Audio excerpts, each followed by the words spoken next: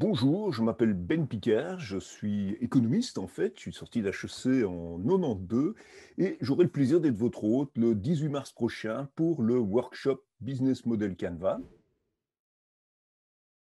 J'ai travaillé une quinzaine d'années dans le secteur IT, principalement dans des fonctions technico-commerciales. Et de 2008 à 2014, j'étais le directeur du Microsoft Innovation Center en Wallonie. On était basé à Mons.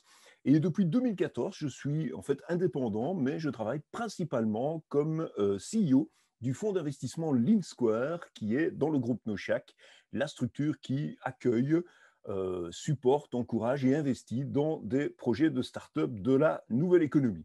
Alors évidemment, dans ce contexte et déjà au MIC, en fait, depuis 2010, j'ai l'occasion de rencontrer beaucoup de projets de start-up, de discuter business model, de discuter de leur croissance, de leurs ambitions, de leurs projets. Et évidemment, comme ça fait une petite dizaine d'années que je fais ça, bah, tout doucement, il y a pas mal de recul.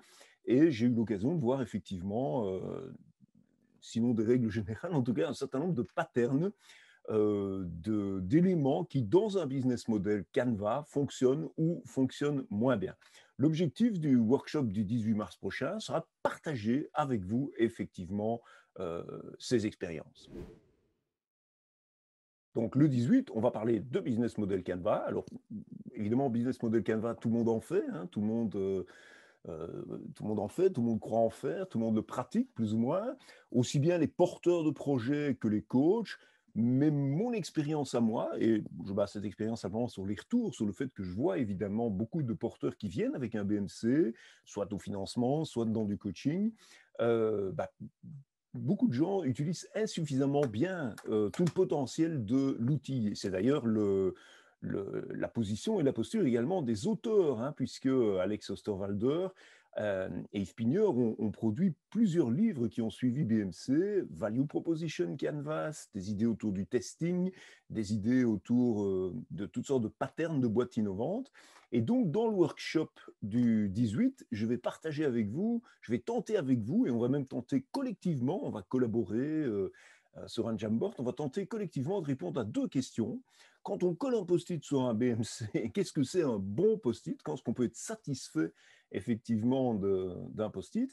Et une autre question très intéressante, c'est que on pourrait se demander si le projet que je suis en train d'analyser, mon projet, le projet que je regarde, ressemble-t-il à un autre projet que l'on connaît très bien ou dont on pourrait très bien comprendre soit les facteurs critiques de succès, soit éventuellement des éléments classiques d'échec. Et donc, on va parler de familles de business models et essayer d'étudier ensemble un certain nombre de familles pour se constituer une espèce de bibliothèque de bonnes pratiques que l'on peut mettre en œuvre lorsqu'on découvre un projet.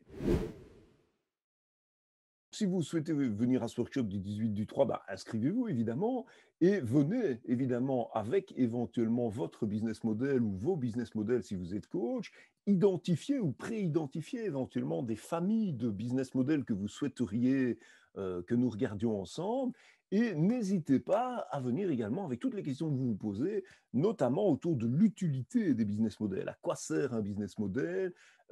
Comment est-ce qu'on l'active, comment est-ce qu'on l'utilise pour innover et transformer. Voilà, à très bientôt et j'espère vous voir nombreux le 18. Bonne journée.